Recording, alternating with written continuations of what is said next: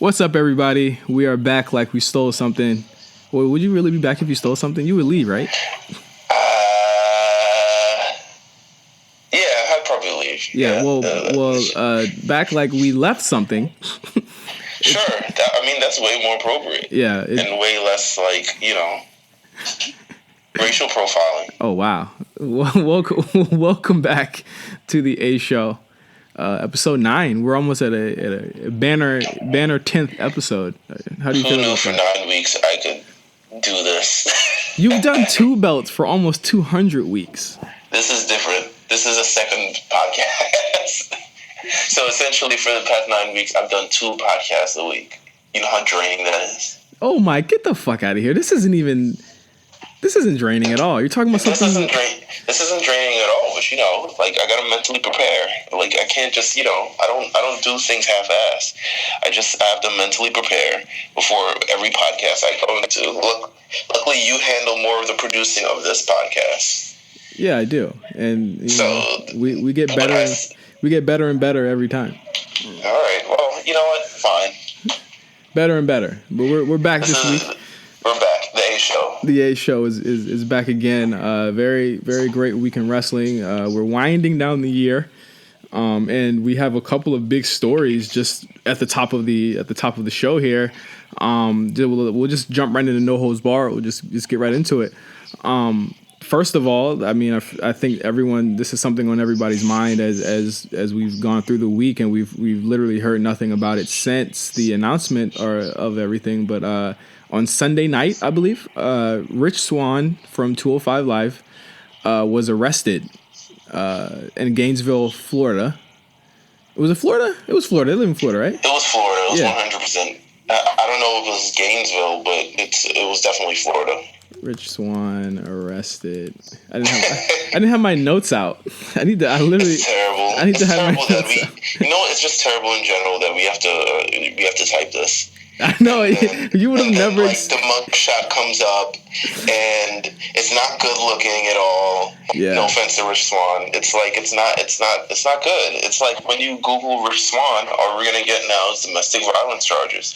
It's not cool. It's not dope. It's kind of sad. Yeah. It was Florida. I opened my notes and yeah, he was arrested in Florida on charges of assault and false imprisonment. I think when we saw the story come out really late at night on Saturday night, we I guess just like everyone, we were in awe. It came out really, really late. I want to say it came out around 12 a.m. my time. So it was definitely 3 a.m. on the East Coast and elsewhere. But he, according to the police, Swann was driving with his wife. How do you say her name? Venara? It's Sue Young is the easiest way to say her name. Sue Young. Sue Young is the easiest way. It's her name. That's how she makes money. Yeah, Sue Young is his wife. They were married 9 months ago, and they were coming back from a show that she was performing in when things got heated. She tried to exit the vehicle, and some things happened. I don't really want to just go through that. It's kind of tough to read. And Rich was subsequently arrested, and he was out on bail less than 8 hours later.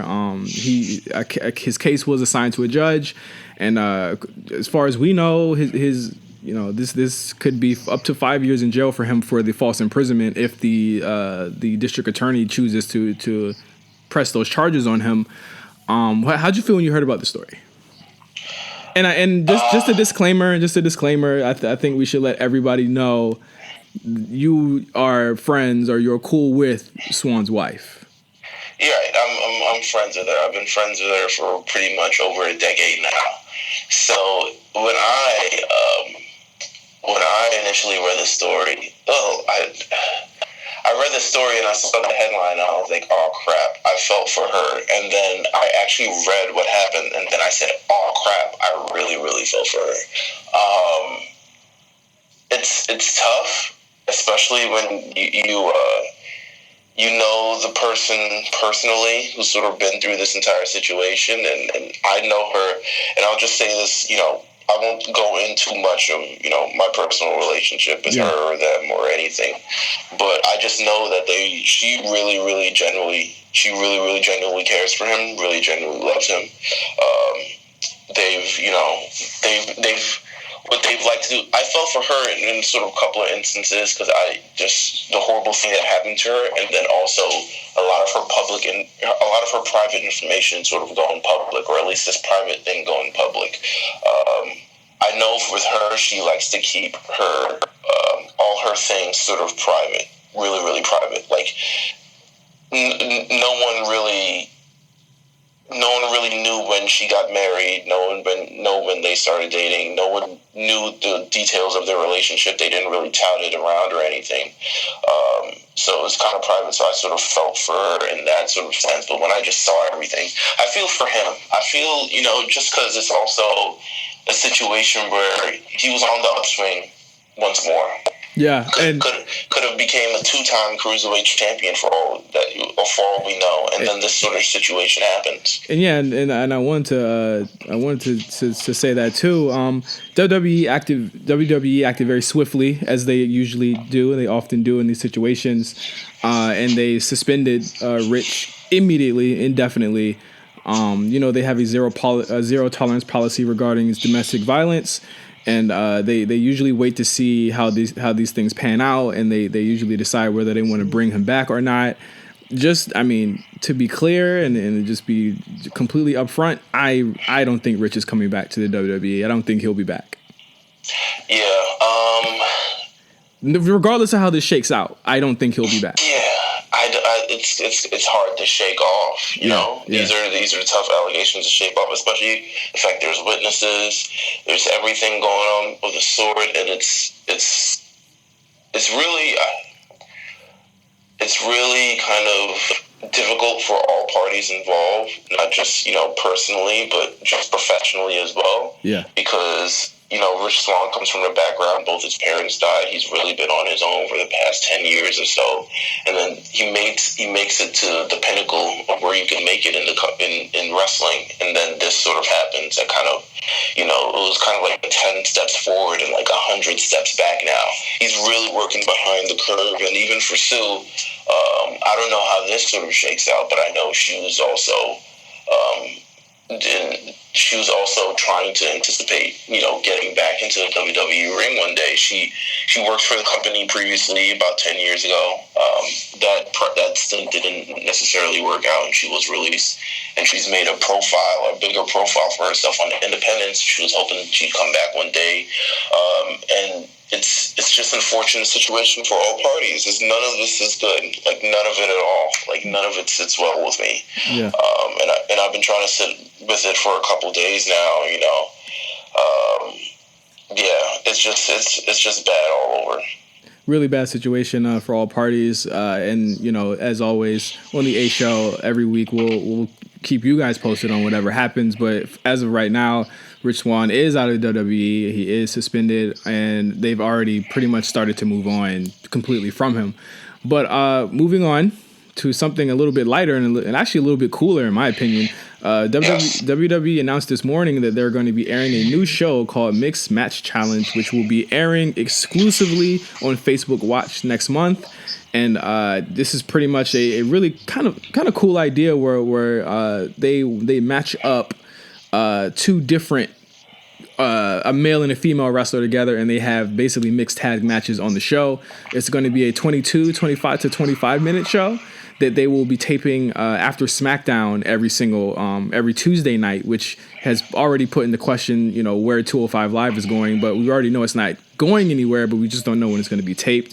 Or air, yeah. They're also reporting that this show, Facebook is paying for the distribution rights to the show, and I guess WWE is using these 11 to 12 episodes to figure out, if they want to continue this. And essentially, the winner of the 11-week tournament they'll win at the $100,000 for a charity of their choice, and it's going to be completely random pairings. I think already confirmed is I'm pretty sure that Nia Jax and Enzo Amore are a lock, just because of storyline reasons. But I also they're saying that Finn Balor's in it, and they're saying that Bayley's in it, and a couple other people are going to be in it too. I love this idea, and I'll tell you why I love this idea. First of all, it's a tournament. I love tournaments. Yeah. Big fan of tournaments. And for the tournaments they've done over the past couple of years, they've done the Mae Young Classic, the Cruiserweight Classic, the Dusty Rhodes Classic. This is really the first one that just involves main roster stars. Yeah. So you get to see sort of the main roster who are usually in storylines in the throes of it all, and they're kind of just, outside of it. You got to see them in outside the bubble. They can be loopy. It can be crazy. It can be a show like an NXT Redemption or talking smack, just something off the cuff. I don't know how serious they're going to actually take this, but it seems fun, especially with all parties involved. They've got Bayley, Sasha Banks, Braun Strowman, Asuka, Nia Jax. I know Nia Jax has been campaigning for Braun Strowman on IG, and I'm like, no, you can't do that. You can't. Nah, you're gonna end up getting the Kurzawa. And now you're gonna lie. Yeah. You're teaming with Enzo. It would not be fun if you teamed with Braun Strowman. I'll just be completely honest with you. So you're gonna do that, but I think it's fun. It's just overall fun. It's something that people can look forward to after SmackDown. It's something cool. It's something you can watch on the side. You don't even have to watch it then and there. You can watch it on the side and just sort of desensitize from all the, the chaos of the week, all of the Kurt Angles and Triple H's and Shane McMahon's and Daniel Bryan's muddying up your brain, and you can just you can just relax. You can just watch this show. It's going to be amazing. I almost guarantee it. I feel like it's going to be maybe a cult classic. Who knows? Who knows? And I have no clue what to expect, but I know I'm in. But it's fun. I'm in. So I guess we'll see what happens. We talked about a few weeks ago about, I forgot if we talked about it here in the chat, of the possibility of WWE moving on from the USA Network. Do you feel like this is, a test run? If not a complete move, I still think they love ad revenue and shit like that. I don't know if that's comparable, and I think that's what they're doing it for, to see if that's comparable on a platform like Facebook. But if not a Raw or SmackDown going, I could see 205 Live or a second run airing of NXT being on Facebook Watch. I think they could use that for things that they're not really sure, because right now WWE is about a deluge of content. So if they get the rights to a Progress or something like that next year, I don't see a problem with them putting it on Facebook Watch or something like that and having it air that way. Right. Seems like a good idea for all parties. I'm super excited about this mixed match. I feel like men and women on the roster don't interact enough. Absolutely. And I just feel like, which is a weird thing, because when you think of social interaction just in today's society, men and women interact all the time. Yeah. So it's kind of like really unrealistic for how they have things going on WWE. But it is competition, it is sports. But I feel like they could just reach the next level of like social interaction with like this mixed match classic challenge, whatever. Can't wait to see it. The next point this week, something that's very interesting that has apparently been happening for the past couple months, if not weeks. Sheamus is potentially injured with something that's very, very serious. It's being reported that he is suffering from spinal stenosis, and that was the reason why he was off the show 2 weeks ago in Ireland, because he was getting work done for that. And if anyone doesn't know, spinal stenosis is the same thing that took out Stone Cold Steve Austin, and more recently it took out Edge. So this is, it's like a narrowing of your spinal cavity, and it's super serious if it's true. I would hope that, we talk about it ending Stone Cold's career in 2003 and Edge's career in 2011. I would hope there's some sort of remediation for it in, sometime in 2017, 2018. But props to him for working through this injury. He works really, really hard. He's been kicking teeth out the entire year. It's great that he's been in the tag team, because I'm sure that's lessened the impact, or even though I feel like it's not really. Nah, he's still on really hard. They go hard, and they still do the overseas shows, and they still do the house shows with Cesaro and the Shield and other people. And what's crazy, even more crazy, is that in the past year and a half, I've really come to appreciate Sheamus a lot more than I did 3 or 4 years ago. I think feel like it's because I don't know. I still don't appreciate him that much. I'll be honest with you. I'm kind of. There hasn't been a bad Sheamus match this year. Right. I appreciate him in the ring. I think he's a solid worker in the ring. Just, do I want to see Sheamus? Not really. There's something, I don't know, there's an inane part of me inside that's just like, they'll have like, oh, we're splitting up the teams and we're doing solo matches. So we're going to have Sheamus versus Ambrose and Cesaro versus Rollins. Or they're going to have Ambrose versus Cesaro and Rollins versus Sheamus. And I won't watch the Sheamus match no matter who they pick. Like, that's I don't know, there's an inane sense, but I appreciate what he's done, the work ethic at least.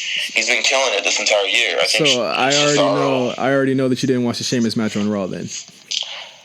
No, I didn't. Jesus Christ. I watch it on mute, I'll be honest with you. Like, sometimes I don't... Sheamus matches I don't. You're a Dave Meltzer not watching Impact of this show. I don't watch Impact. But I mean, just a comparison. You're the Dave and Brian not watching fucking Impact or fucking Smackdown and shit back in the day. But yeah, I hope Sheamus feels better. I hope it's not true. I hope it's not true. Not feels better. I hope it's not true. I hope he makes a move in his future that will possibly light him up. Maybe it's a lighter schedule, which he's over 40 now. Yeah. I think he should be looking in towards that, especially if they appreciate him as a commodity. Maybe it's, taking a break from the WWE and, doing things elsewhere. Or maybe it's, just taking it just easier. Maybe he becomes like an ambassador, maybe an overseas person, kind of like a Mark Henry or a William Regal or something that just sort of, they work, but they're more ambassadors for the company because he does look cool to kids somewhat, even though everyone says he looks stupid. But, yeah, who knows? Yeah, we'll see. But as for right now, I mean, he's killing it with the bar right now. The next point of news is Kenny Omega versus Chris Jericho and their scuffles over the past week. Last weekend, Chris Jericho actually showed up in Japan during the finals of the World Tag League show in New Japan, attacked Kenny Omega in to me, an awesome segment, which was a surprise to everybody. I don't think I've heard that. I didn't hear that crowd get that hype all night. But attacked Kenny Omega, made him bleed, beat the shit out of him and announcer Don Callis. And then a day or 2 days later, during the Wrestle Kingdom 12 press conference, Kenny Omega comes back and they completely just...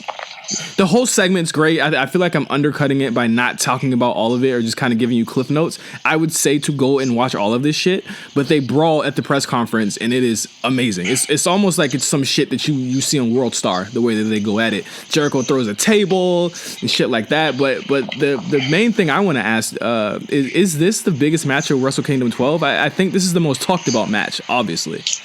Oh, easily. You bring in... when New Japan, is wanted to continue bringing in this influx of American fans, and Chris Jericho is pretty much one of the most identifiable characters in America, and I think it sort of brings that. It brings the intrigue. Him coming over is a nice touch. I didn't think he would before Wrestle Kingdom 12. But, as Jericho likes to do, he likes to not say anything and then just show up out of nowhere, which is why I don't believe him about anything ever. They say he's booked with Fozzy for WrestleMania, like elsewhere, and I'm like, he's been fake booking himself in concerts for years. I don't believe him. I think it's great. I thought it was a nice touch. I thought the press conference, attack was probably the more brutal one, and I really like flipping over the table because he did not care who was on the other side of the table at all. He did not. Like, it didn't and I don't even know who those people were, but it didn't matter. Like, you were taking this is for show, so he's got to make it look good. So whoever's on the other side of the table, whether it be Kenny Omega, whether it be photographers or anybody, he did not give a damn. So I appreciate that. Yeah, and I think that it's going to get even more interesting as 2018 goes along. I mean, obviously, Wrestle Kingdom 12 big show. Main event is going to be Kazuchika Okada versus Tetsuya Naito. I mean, that's going to be a great match. Okada's been killing it all year, but I think the only thing people are talking about right now is this Chris Jericho Kenny Omega match. Like, it could realistically be the main event. It could. It 100% could. I feel like it could. Do you feel like they should have another interaction before it? I mean, there's only a couple weeks left. They don't have any more shows. They don't have any more shows before Wrestle Kingdom. Maybe Kenny Omega can find Chris Jericho podcasting somewhere and beat the shit out of him. I don't know. But it's a nice touch. It's a lasting image that we'll remember, especially going into Wrestle Kingdom 12. Are you going to be watching Wrestle Kingdom this year? I know you're not like the biggest New Japan fan. We'll see. Live, we'll see. But I will watch it. Awesome. I'll make a promise to you to watch it entirely. Awesome. Well, we'll definitely be talking about that on the show. After that happens, it actually happens on a Thursday, I believe. It'll be happening like hours after we record on our Wednesday, so we'll talk about it the next week. But I'm pretty sure it's going to be a great show. But this week's deep dive topic, and it's going to be it has been 3 years, and usually I hate these types of anniversary. I like the 5 and the 10, but after that I'm good. But this is big because this is 3 years after this show happened, and I think this is one of the more notable NXT Takeover shows. December 11th, 2014. Was the date of NXT TakeOver R Evolution, which would be the show that kind of turned NXT from the kind of developmental brand into, in my opinion, a third brand where, it wasn't just about the developmental guys anymore. This is where it shifted, and it became about the guys that came in, the new guys that came in. And this was, of course, the show where Finn Balor debuted. In-ring, rather. Kevin Owens debuted that night as well. Sami Zayn wins the title, and there was actually also a awesome women's match in that show between Charlotte and Sasha Banks that I don't think gets enough talk. But do you remember, like, what are your fondest memories of NXT R Evolution? I think a show that was also one of the first NXT takeovers that everyone watched together because there was so much stuff going on. I remember watching it on Twitter. I remember there being a lot of hype from it because 2013. It was 2013, correct? Or 13. It was 14. Was it 13? No, it's 14. It was 14. 3 years ago. It was 2014. Yeah. There was a great article on WWE.com about all the new signings. It was talking about Finn Balor, Adrian Neville, Sami Zayn. There was a great it was like a sit-down round table article where they all asked them questions about the future. Yeah. And I could just see that this was, when Triple H made all the big signings in that 1 year. We had Hideo Itami, Fergal Devitt, Kenta, Kevin Steen, everybody sort of rolling in, and it just anticipate everything for NXT just continued to keep rolling. The energy was so crazy, I think. Yeah. The energy was just nuts. one signing after another, and this was like, wow, not only is he's getting great names, great, cornerstones of the company. We were all intrigued about what could happen and that's really what it started. It started the intrigue. It started the conversation. It started it all. It became less.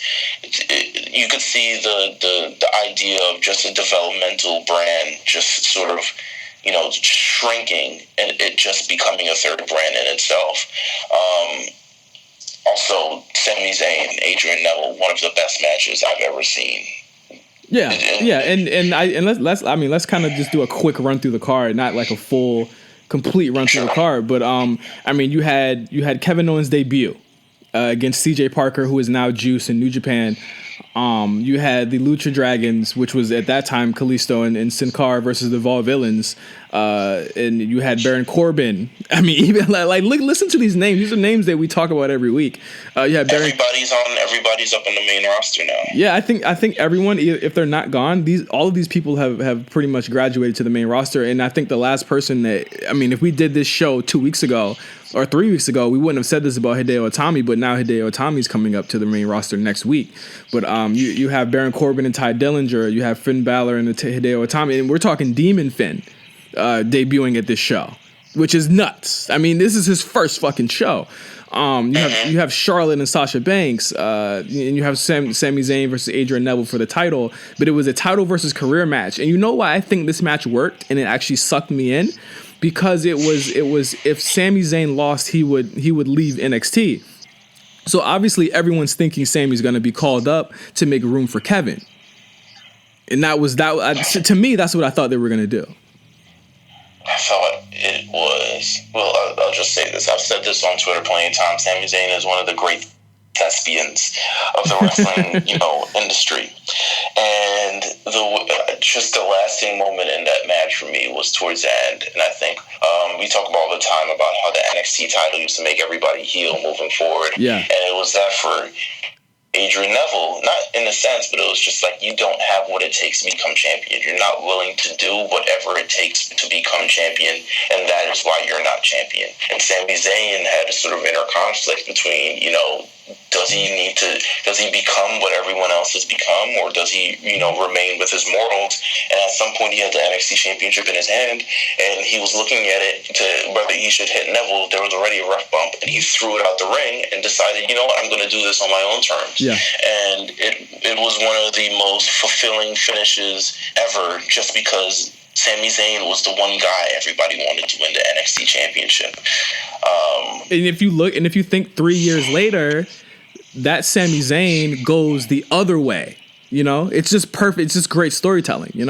That Sami is now. If you look at him now, he did succumb to so-called, so to speak, the darkness, and now he is on the other side of things. And I think that character arc is great. I mean, say what you will about him, about turning him heel. I go back and forth on it daily, but he is thriving in that role, just as he was thriving in a face role. Even though I think he's a better face. But I mean, you have the women's revolution on this card. You have Kevin Owens, who to me, Kevin Owens, if he's not the MVP like Sami Zayn was, he was clearly a runner-up, because I mean, this is one of the most. He became the star night one. Yes, he comes out and he has a great match with CJ Parker, and he broke his nose. Which is insane. So you have this visual forever of Kevin Owens winning this match and saying, I'm finally here with blood running down his nose. And I'll never forget that. And just hearing his music for the first time, he was the first match on the show. It was incredible. And then you have at the end of the show, Sami Zayn finally wins the title. They're holding him up on their shoulders. He's winning it. Kevin comes out. We all know the story, and even there was even a vignette before the title match where Sami, where KO comes into the locker room with Sami and kind of pats him on the back and says, hey, they're friends, and they build that. And this is why NXT is awesome sometimes, and how simple they tell the stories. Because at the end he comes back out, hugs Sami. They're walking up the ramp. Everything's cool. WWE runs the all rights reserved copyright thing on the bottom left. And then out of nowhere, snap, Kevin Owens turns on Sami Zayn in the same show. Amazing. I couldn't have written it better than that. And they've done it again. They did it again this year. They did it again. They did it twice this year. They did it in Brooklyn when Adam Cole came out, and they did it in Chicago when Gargano and Ciampa, when Ciampa turned on Gargano. But it's effective. It always worked. It'll always work. And that was the first time we'd ever seen it. Amazing show. Amazing show. Amazing show. And one of the best of that year. Yeah, absolutely. And that was the moment, and the reason why we're remembering it today is because that was the moment when NXT changed and it turned into what we see today. And so for that was No Holds Barred for this episode. We're gonna run into this week's shows. Let's start off with Raw. Obviously, another strong episode of Raw, in my opinion. How'd you feel about it? No, it was definitely a strong episode. Great matches. We had off the bat, they announced previous to Raw 3 matches that could build intrigue. I believe it was Dean Ambrose versus Samoa Joe for the first time. Yep. Roman Reigns versus Cesaro, and Finn Balor versus Sheamus. No, it wasn't Finn Balor. It wasn't Finn Balor. Sorry, Seth Rollins versus Sheamus. We wish it was. I didn't watch. We wish it was Finn Balor, but it wasn't. If it was Finn Balor, I probably would have watched. Instead, we got Finn Balor squashing Curtis Axel, and I guess this is leading to Finn Balor and Miz. We'll finally get that when he comes back. In a couple weeks. I think the Miz should be back. I mean, Becky's going to be back for this tournament, the Miz should be back sometime within the next 4 weeks or so. I think too. I think after Christmas he's in the tournament too. Yeah. I think he'll be back. He'll be back literally after Christmas, probably. I think he might be back on the Christmas show. Who knows? But I obviously this match is bookended, and I think everyone is talking about this match. Roman Reigns and Cesaro was an excellent match. I think it was probably my match of the week right now. It's a match of the year candidate for me. Is it? Yeah, it is. It 100% is, and I'll say that just because we've seen Cesaro over the past few years, and we've seen him pull out incredible stuff, and we've seen him do amazing things. He's done 619, jump out the ring, do a European uppercut, get to the top rope, do a crossbody, all in sort of one fluid motion. He's never looked as intense and as much of a foil for a champion than he did at that point. He looked like a final boss. He looked like someone who was genuinely hurting Roman Reigns. Yeah. And we've seen Roman Reigns in the ring, and he has these matches and usually can hold his own, but Cesaro really had his number. Roman Reigns made Cesaro look very good in that match, and Cesaro made Cesaro look very good in that match. It was incredible. You could tell from the build in Michael Cole's voice how much he was enjoying that match too. Just in the build and the cadence and how the volumes and how he's getting louder and louder. It was a great match. And of course, it went about 16 minutes. I think they could go 20, and it would have been a 5-star match to me. But you had Cesaro working the arm most of the match. Roman did some excellent selling here, also of the arm. He was putting him in all types of cross faces, lifting him up. Go ahead. That when he lifts him up, that's what I have a problem. I'm like, bro, he just killed your arm. Yeah, using that arm to powerbomb him. I was just gonna talk about that part because it was a part where they were both rolling each other. Like he lifted him up for the neutralizer, I believe, and then he kind of turned him around and lifted him. No, it was the giant swing, and he rolled him around to do the power bomb. And I was like, I wish you wouldn't have done that, but I get that. I wish you would have like crumbled to the ground or something. Something to that effect. But the WWE style and the new main event style is like, you have to have those near falls. You have to have those super near falls, and it's just the way the producers make the match. But it's super high drama, and it's like, how did he do that? And it's like you got to kind of still have Roman do these unbelievable feats. So I was okay with it, but I think all in all, like just the way that it ended, I want to see more from these two guys, and I think. Of the three, by far, this is the best one, and I think a lot of I think this is the middle one. I think Seth and Sheamus was first, and Seth and Sheamus was a good match, but I think when it wasn't bad. It wasn't. But I think the Dean Ambrose Samoa Joe. Didn't watch it with full volume. I thought it was great. I thought it was a good match, but I think Dean Ambrose and Samoa Joe was the worst match of the three. I don't know what's up with Dean Ambrose, dude. I think it was especially you see Seth and Sheamus going the distance, and you see Roman and Cesaro going the distance, and the ending is going to be a schmoz anyway. So I don't know if you put that much, you pull out all your cards for that thing, especially if you know it's going to be a schmoz anyway. The ending, everyone interfered per usual, but I think it could. I think Ambrose and Joe could be, as someone who doesn't mind taking pain and someone who loves dishing it out, it seems like something that could work. He's pretty much like Brock Lesnar, but with a higher work rate. Yeah. So I think that could work in a different scenario, but... A weapons match? Hardcore match, you think? Maybe. I think Joe could really just brutalize Dean Ambrose if he wanted to, and Ambrose could, come up valiantly or something to the effect. I don't know. Yeah, and I think this week it continues to show just how great Samoa Joe is, just as a character. I think of all the people that have been called up from NXT, he isn't put in any type of position where he's ever made to be look weak. Or ever made to be look like an idiot in any sense or in any case. Like he doesn't lose a lot. He's a great talker, and I think especially for like on a night like this when he didn't have the best match, he still stood out because he could talk. You know what I'm saying? Like even if he can't get a match with Seth or Roman every week, he's at least going to put on a really good promo, and that's what I think he did. And I really like him being teamed up with the Bar. Where does the Jason Jordan factor fit in to all of this? Well, it's there. He was barely on the. That's there. It's not a large.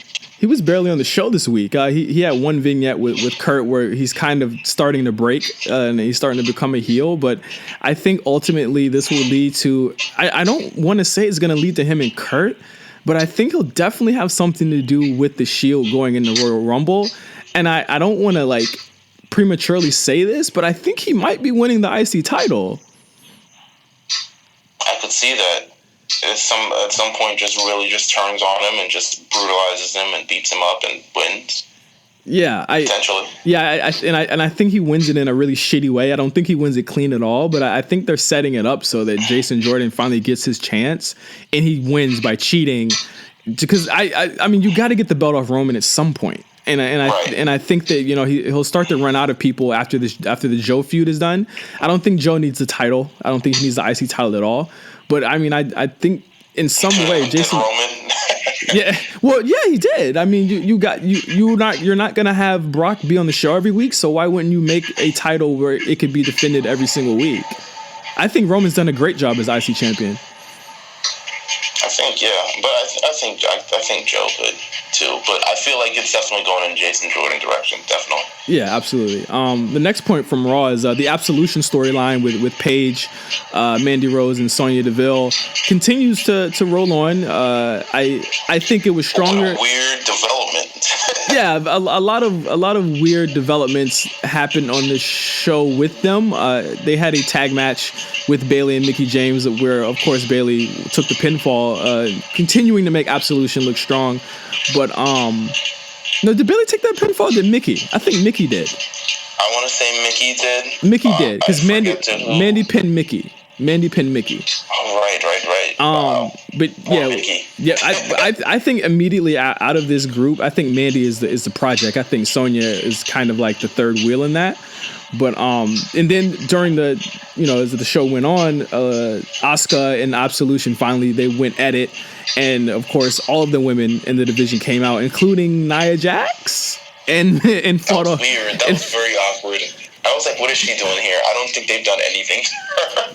They've done nothing to her. And the thing is, she's just defending Alexa. I mean, I'm gonna chalk it up to that. Nia had a lot to do this week. Obviously, they're rolling forward with the Nia Jax Enzo Amore romance angle, and of course, Nia will be on 205 Live in the coming weeks. She doesn't seem thrilled with that angle. I'll be honest with you. Just from the way she acts, she's not really into the angle. It seems like she's. How can you tell that? How can you tell that? I don't get that at all. No, from the way she's acting, it's like from her acting at least. Her acting doesn't seem like she's into it, like a Enzo Amore or like we've had storylines in the past where we've had, you know, romantic relationships. We've had the AJ and Kane or Tori and Kane or Trish and Kane or blah blah blah. Someone in Kane. But you usually see people sort of get into it, kind of understand, you know, she's playing the sort of, you know, the I guess the love interest who just, you know, is also bigger and stronger than Enzo. She's just smiling. I don't get where she's not like looking. She doesn't seem into it at all. She just seems like she's just phoning it in. That's what I want to say. She seems like she's phoning it in. Meelz, it's been 2 weeks. You've seen her. No, but you've seen her. You've seen how she is. She normally wants to beat the hell out of people, and she normally does not take shit. I've seen Nia talk on Total Divas. I've seen her talk on NXT. I've seen her talk in the WWE. I've seen her put effort into a promo. She's not putting effort to it. I think she has Meelz. I think she has awful promos, and I think she's been better in the last 2 weeks than she's been in the past 6 months. And just the fact that even in this mixed tournament, she wants to team with Braun Strowman as opposed to Enzo Amore makes me think she is 100% not into this. Meelz, all of that is posturing to promote the show. Finn Balor did the same thing with Bayley this morning too. But Finn Balor and Bayley are friends. and Nia Jax and Braun are friends. But Nia Jax has a crush on Enzo.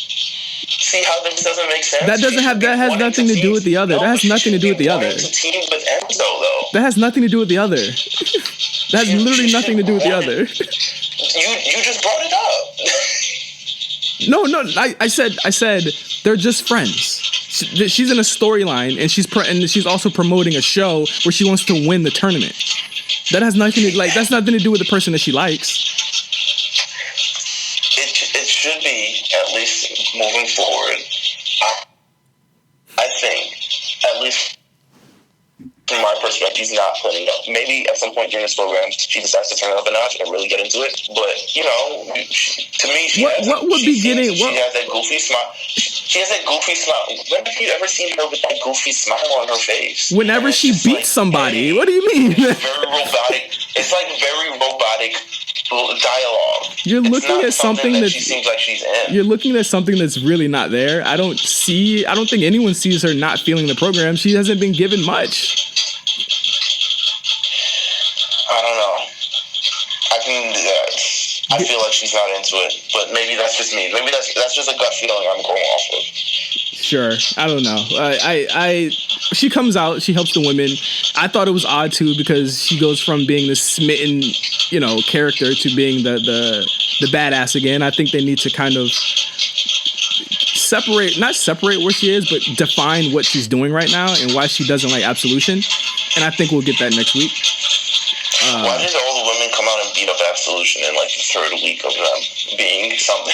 Because they got jumped. They were getting jumped. But now it's kind of like, all right, so how do we follow up from this? Like, what do we do? I don't know. What's the payoff? I still think Absolution looks way more important than the Riot Squad did this week on Smackdown. I'll say that much. Oh yeah, probably, yeah. I watched them on Smackdown, but I didn't really watch them. All right, the next point that on Raw rather is the second week of Woken Matt Hardy. What do you feel about that?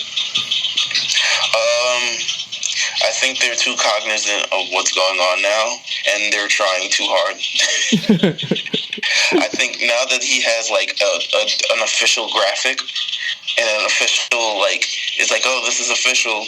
Like, look at this. It's the broken Matt Hardy. It's kind of like the Bray Wyatt thing where he goes, and instead of that, now it's like this like motion picture slash or something along those lines. I think they understand they're like, oh, last week was amazing. Let's try to recapture that. And then it was just like, oh man, it's like the same.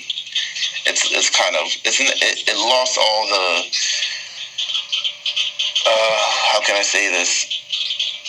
It lost all the spontaneity and the coolness that it had this week. But maybe that's just me complaining. I don't know.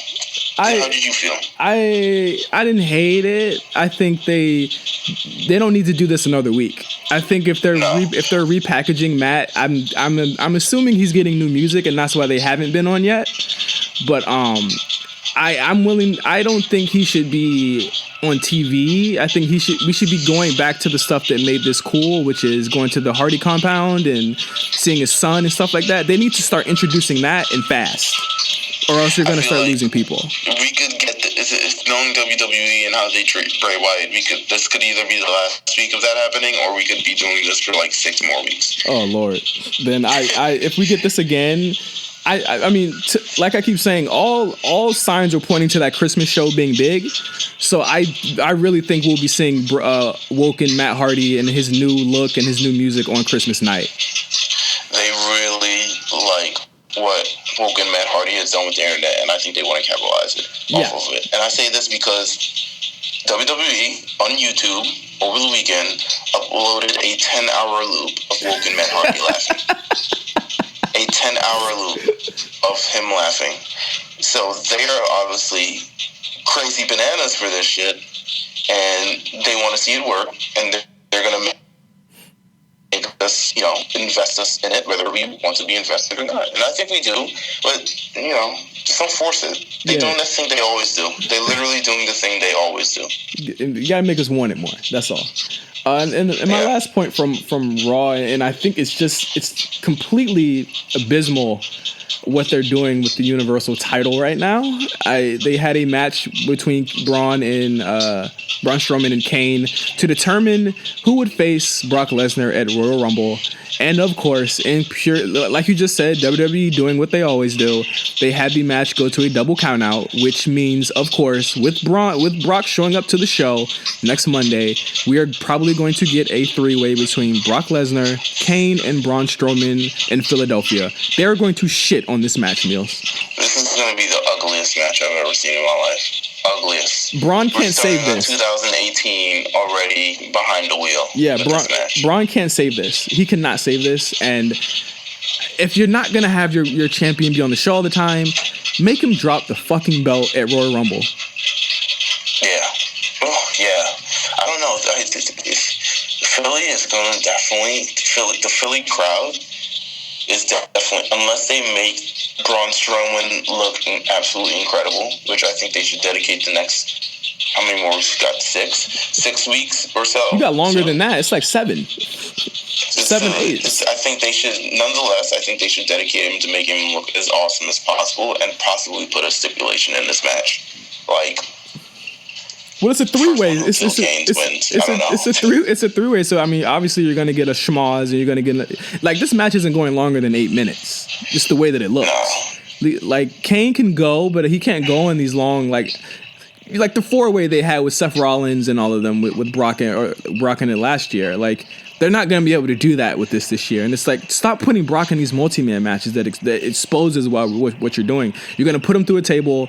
He's gonna be out for 5 minutes, and then you're gonna have like Braun and Kane. Like no, it's not gonna work, dude. Like I am completely tired of seeing Kane on my TV every week. For as good as these Raws have been, every time I see Kane, I check out.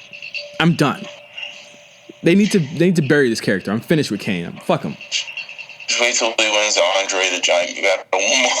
No, fuck that. Fuck that. The way it's looking, wait till he wins the Universal title. That would look kind of cool. You know, all red guy. Oh God! Title. Oh God! All right, man. That was raw. that was raw. That was raw. Bro, wait, did anything else happen on Raw? I'm trying to remember. There was a bunch of wrestling. We got a new number 1 contender.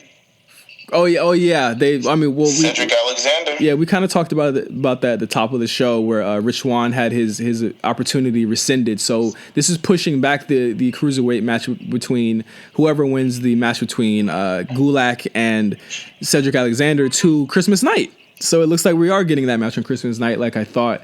But if they do it on Christmas night, they pretty much have to, right? If they want to make that show important or get that title off of him. If they want to do that, but I don't know. What do they have against Mustafa Ali?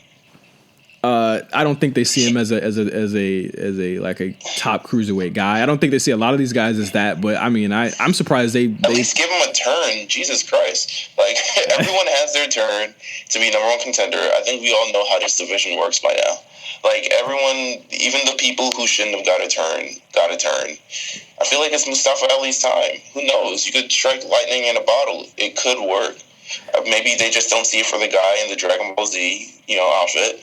But who knows? It could work. I think with the shakeup coming, we're gonna see a lot of new matchups, and I think they might be saving him. Like with Rockstar Spud coming in allegedly next week, I think that you have Enzo go against him immediately, or you put him against Enzo, or you put him against Mustafa Ali.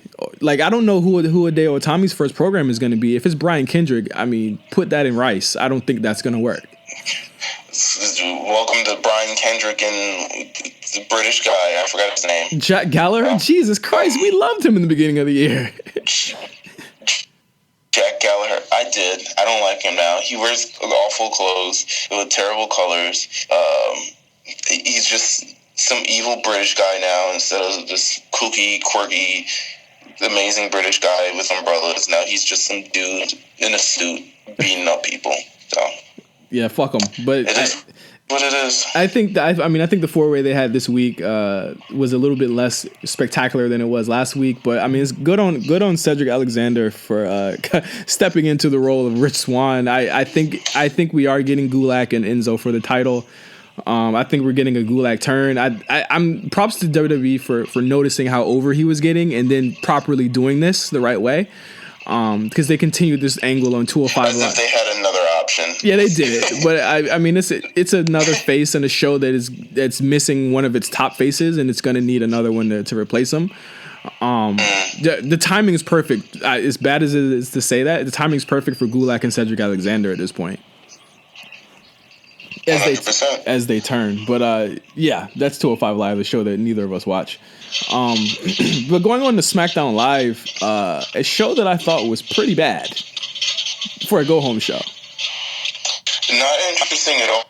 Oh, I think during this show I also watched the next Lakers. So yeah, I tapped. It's bad for SmackDown Live, especially. I watched the whole show. It's a 2-hour show. I don't mind it. Lots of DQs. Did you watch it live? I watched it on DVR.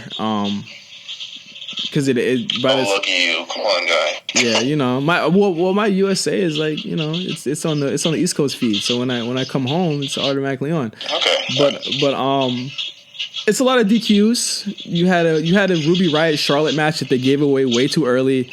It didn't end in a DQ. You had Baron Corbin versus Dolph Ziggler, who has his entrance music back for some reason. That ended in a DQ. You had a pretty cool AJ Styles moment that I do want to talk about, where the Singh brothers finally return, and they fake like they want to work with AJ. AJ sees right through it, and he pretty much beats their asses. Which I mean, you got to write your baby faces to look smart sometimes. I'm like, the fans knew that the Singh brothers were lying, and I'm glad that they wrote it that AJ knew that they were lying too, and you weren't gonna have any bullshit. Which prompted AJ to actually say that he feels that he wants the match between Jinder on Sunday to be a 1-on-1 match. So we'll see what happens to that.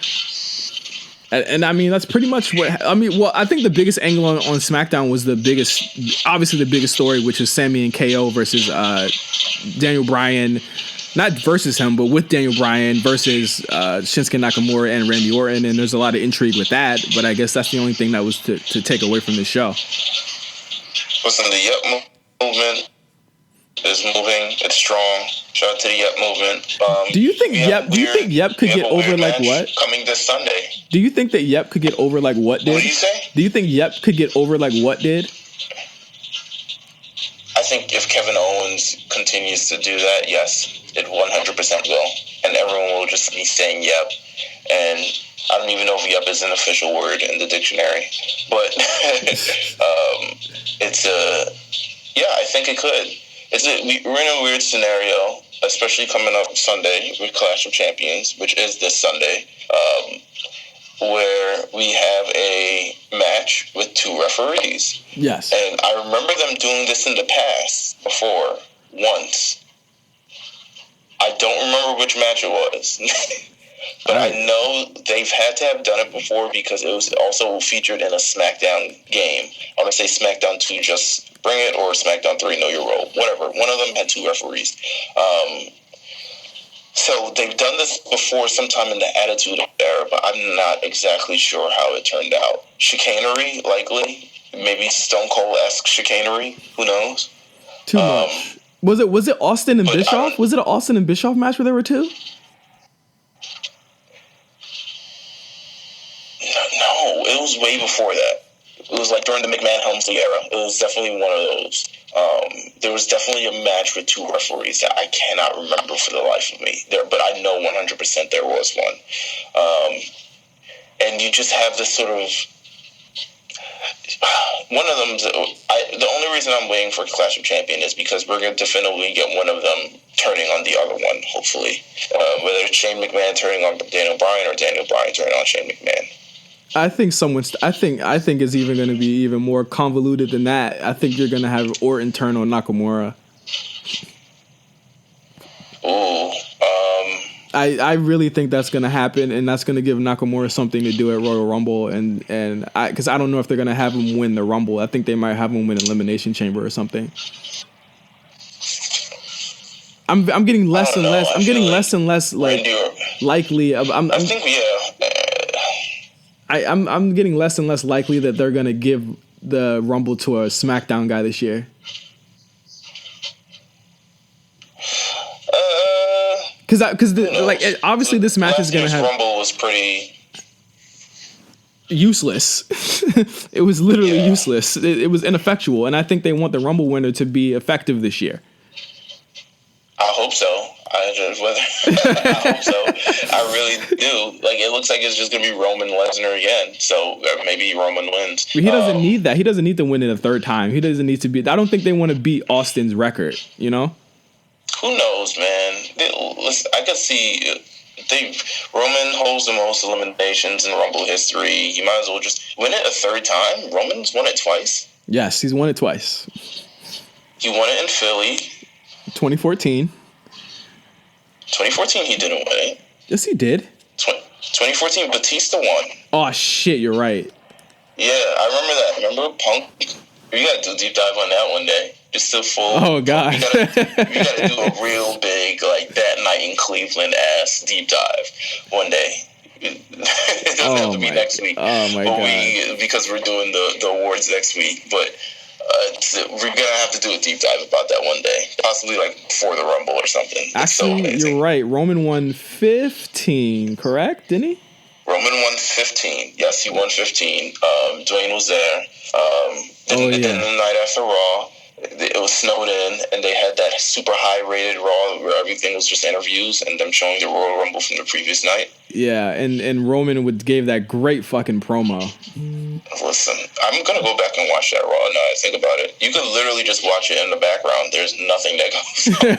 There's nothing that goes on. They just show the Rumble from the previous night, and everyone's there talking to Michael Cole in some, like, cabin or shed or some empty arena. I don't know what it is. But yeah, I can see them having Roman win again. Why not? We're getting ahead of ourselves. We're getting ahead of ourselves. I don't think if Roman has that IC title, because Clash of Champions. Look, can you run down the Clash of Champions card? Yeah, gladly. While we're talking about Clash of Champions, yes, because we've spent more time talking about Roman Reigns in Raw than we have about the SmackDown. Because honestly, so cool, man.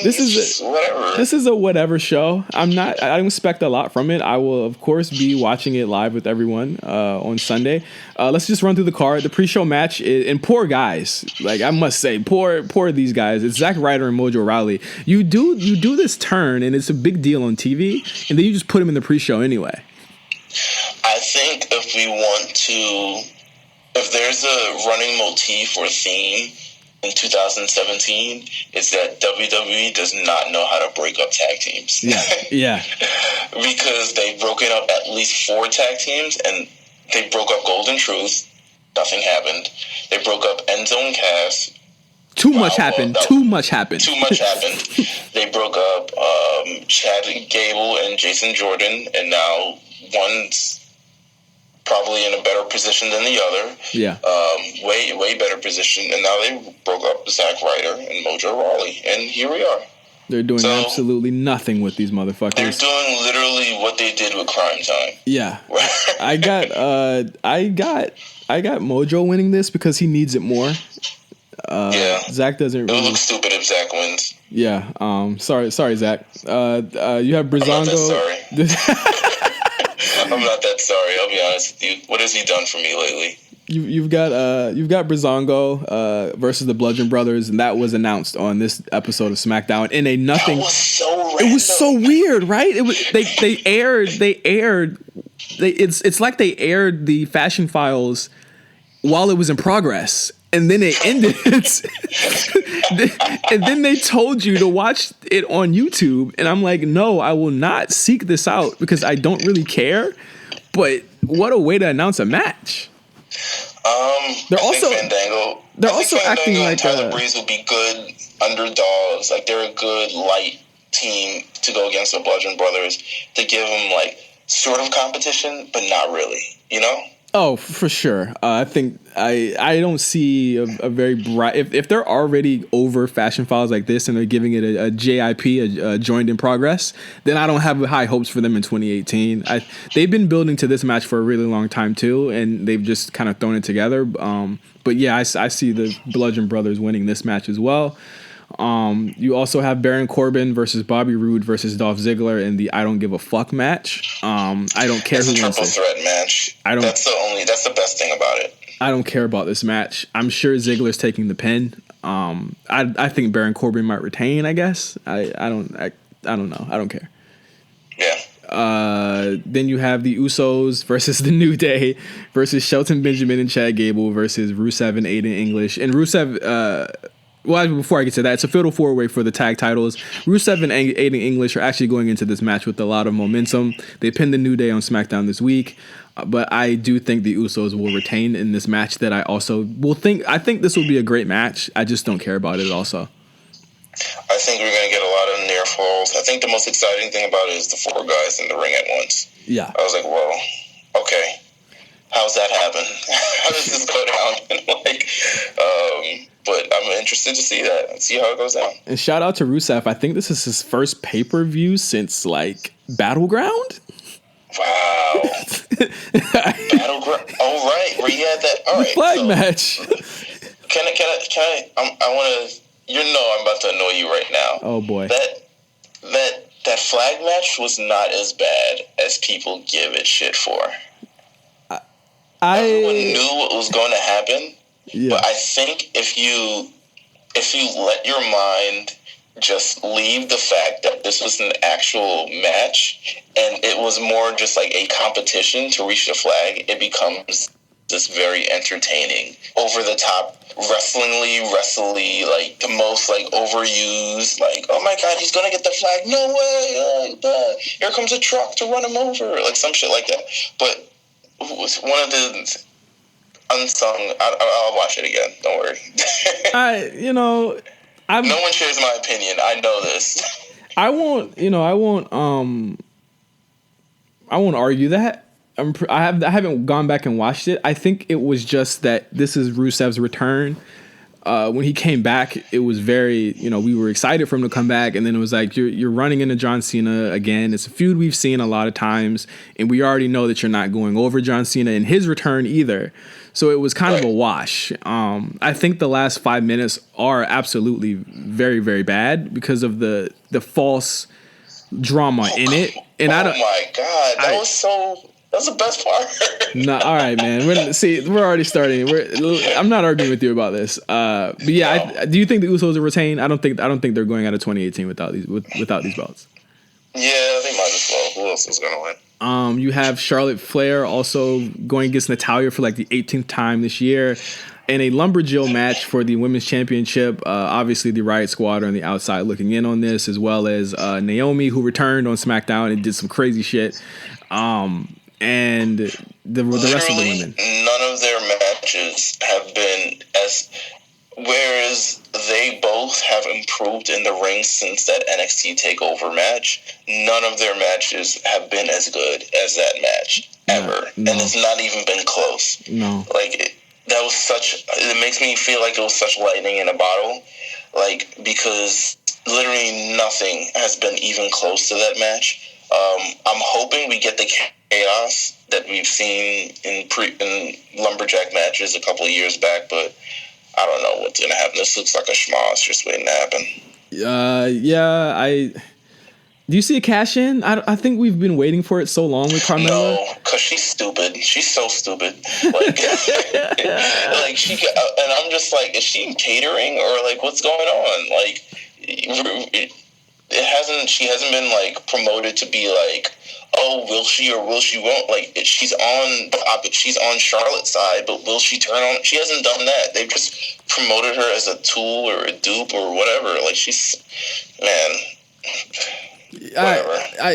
I think I'm like 60% sure we might be getting a because again, I've said like Charlotte doesn't really need the belt to do whatever she's gonna do if Ronda's gonna come in for Rumble, and Charlotte is obviously going to be moving on to the Riot Squad. But my thing with Carmella cashing in is that like there is no one for her other than Charlotte. Like there's nobody for her. Well, like Naomi? I said last week, you have Carmella cash in. She becomes public enemy number one in the entire division, and eventually you get Becky coming back. So you could throw Becky at her or something. But this is true. You're right. Yeah, I forgot about her. Become public, right? you have Becky. You have Carmella become public enemy number one. But you know what? If there was anything that would give a spark to this pay-per-view, it's a Money in the Bank cash in, a successful one. Yeah. Hey, man. Just to at least have something to replay on Smackdown, like, because nothing will. Yeah. Like, after this pay-per-view, just move on. Yeah, sure. I'm not sure who will win, but I mean, smart money is that Charlotte's going to retain and lose the title on a cash-in, or not. Who knows? Who cares? The next one, what do you think is good? Like the next match we talk about, what do you think's main eventing? And we'll talk about the other match. Randy Orton and Shinsuke Nakamura versus Kevin Owens and Sami Zayn as main event. All right, so we're gonna go to AJ Styles and Jinder Mahal. This match has no heat. I'll be clear. It has no heat. No one wants to see it. I think they messed up by not doing anything last week because they were both, I guess, on tour or something. Or tired. They were probably or getting them ready to go on tour. Sure, it could be a good match. It could be. They had a great match, albeit all AJ, but they could have a great match. They had a great match last time. We could see a passable match one more time. Would you rather see this or AJ and Sammy or AJ and Randy or AJ and someone else? I think there are much better alternatives. Let's just end it. I'm tired of it. Like, let's just end it now. We can end it. Yeah, let's just end it. Yeah, like just the experiment's over. I think it's obvious. Jinder, that was a part. I should have put that in No Holds Barred. Like, Jinder lost to Triple H in India over the weekend. Oh yeah. Like fucking Triple H.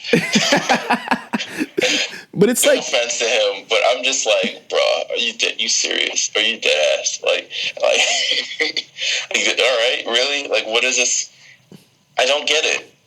I do. You're in India. I do. You're not a bigger star than me, even when we gave you the belt for 6 months. It's time for me. I'm going over. Doesn't matter. I don't like it either. I thought it was hilarious because I thought it was more. I thought it was hilarious too. I think back to that Jinder tweet. I think back to that Jinder tweet, and when he says, "I wasn't an experiment. I'm not injured, and I didn't fail wellness." And I'm like, okay, I don't believe the latter two, but I do believe the former. I do believe you were an experiment. Just the way that they listen. That match in the UK, I keep saying it. It was like a write-off. It was like they were writing Jinder off. Just the way that it ended. Yeah. And I could literally see Triple H saying, "There's no way you can actually beat me, though." In any country, in any place, anytime. Like, realistically, no one's going to buy that you beat me. I could literally see him saying that. So that's why I'm going to win. Yeah, they'd be stupid to take the belt off of AJ. I'll just say that much. But I think just going into this after what happened on SmackDown, I think AJ is going to win the match.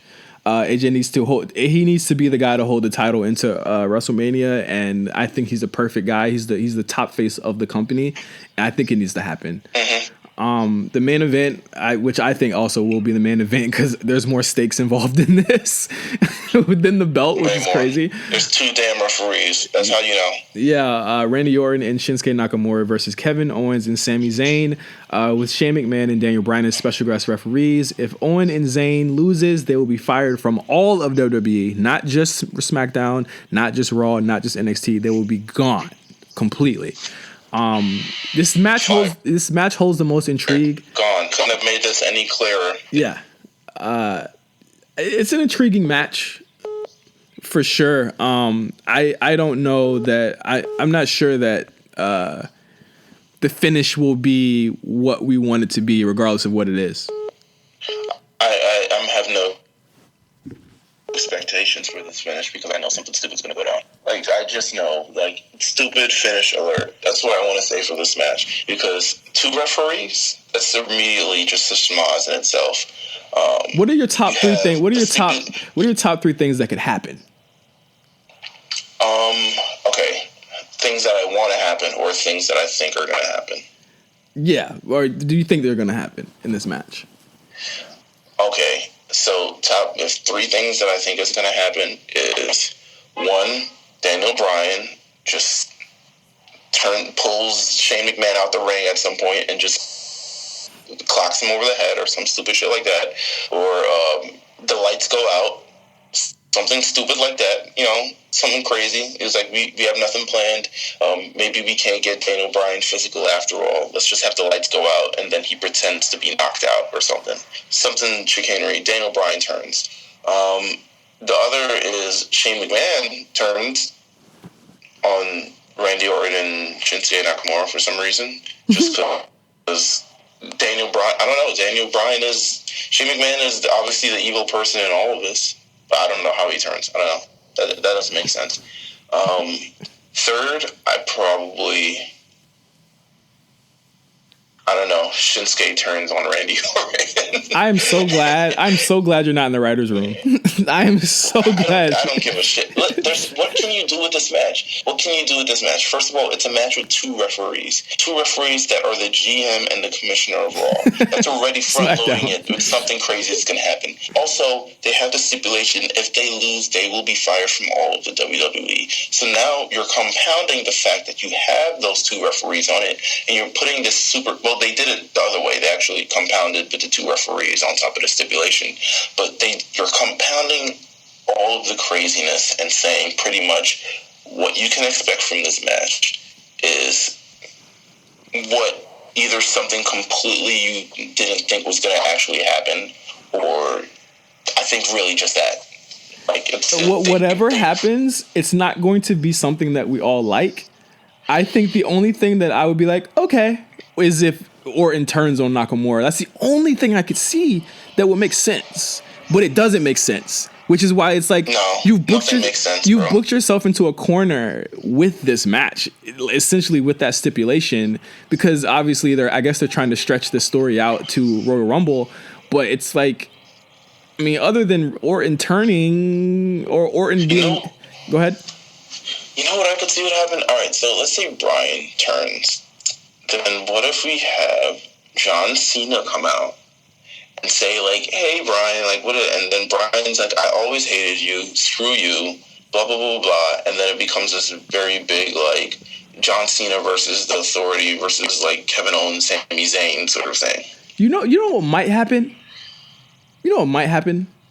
What? And because I don't know. No, not that. Because it's like, and I said the same thing about the Sami Zayn, like, turning a Hell in a Cell thing.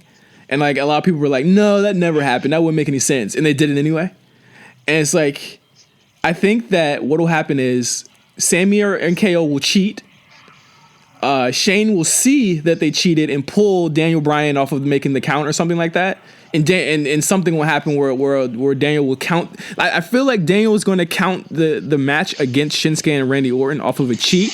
And so it's not clean. So you don't beat either of them clean. I can see that. So and then it's like and Daniel does it in defiance, and that's how the show ends. I think that's what's gonna happen. They're gonna cheat, and Daniel's not gonna see it, and he's gonna think that Shane being too rough on them is gonna be like too much or something like that, and then he'll count the match against them. I think that's what's going to happen. This doesn't come to a conclusive ending. No. But now we have more questions coming out of this pay-per-view. Yes. Okay. Nothing right. and nothing is going to be answered, and I think the fact that we're going to have a Talking Smack after Clash of Champions is going to tell us where SmackDown is going to go immediately after the show.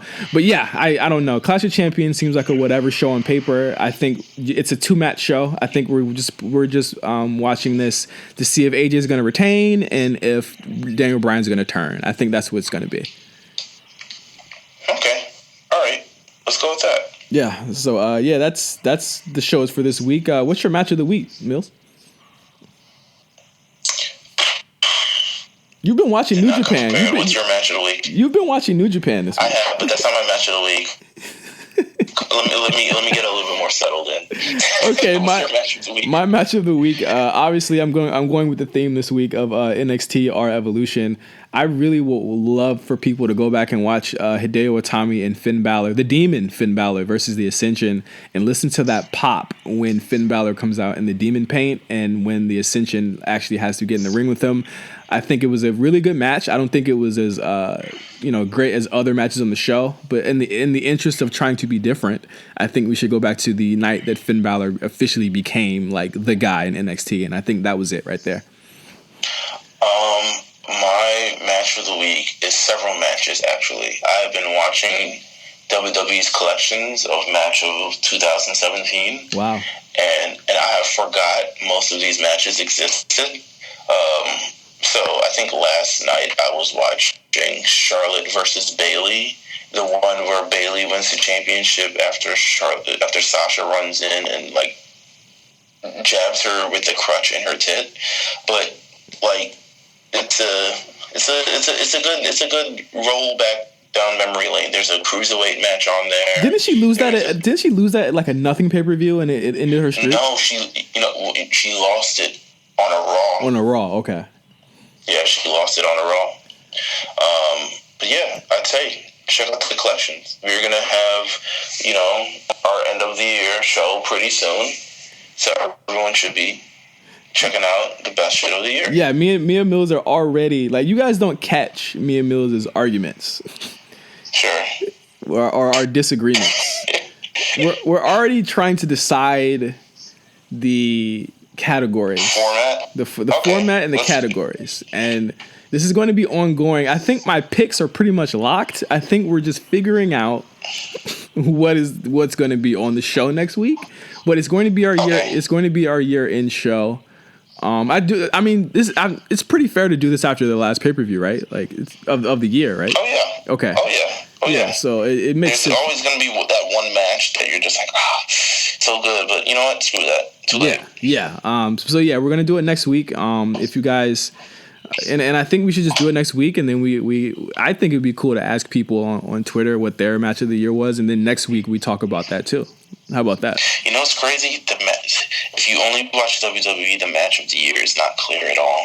No, so it's not clear at all. And the clear one is not from a WWE show. The clear match of the year is clearly from the not WWE show. Absolutely. I'm so glad you said that. Yeah, because I've been watching all these, and I'm like, AJ Styles versus John Cena at the Royal Rumble is great, but it doesn't say match of the year. No. Like, even going to their pay-per-views, even talking about WWE pay-per-views, like, keep it 100. I don't think Clash will break this streak. They've had really regular pay-per-views this year that have had really like one or two good matches. Regular, schmegular pay-per-views. Yeah, so.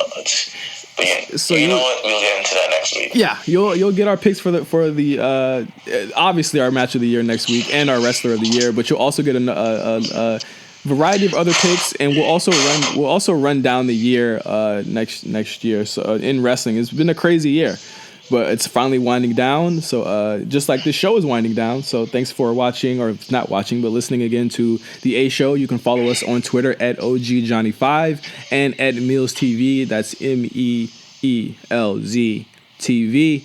Again, thank you, Meelz, for joining us on the show. Are you going to be here next week? I will be here next week, of course. All right, awesome. Thanks you guys for listening, and we'll see you next week. Peace.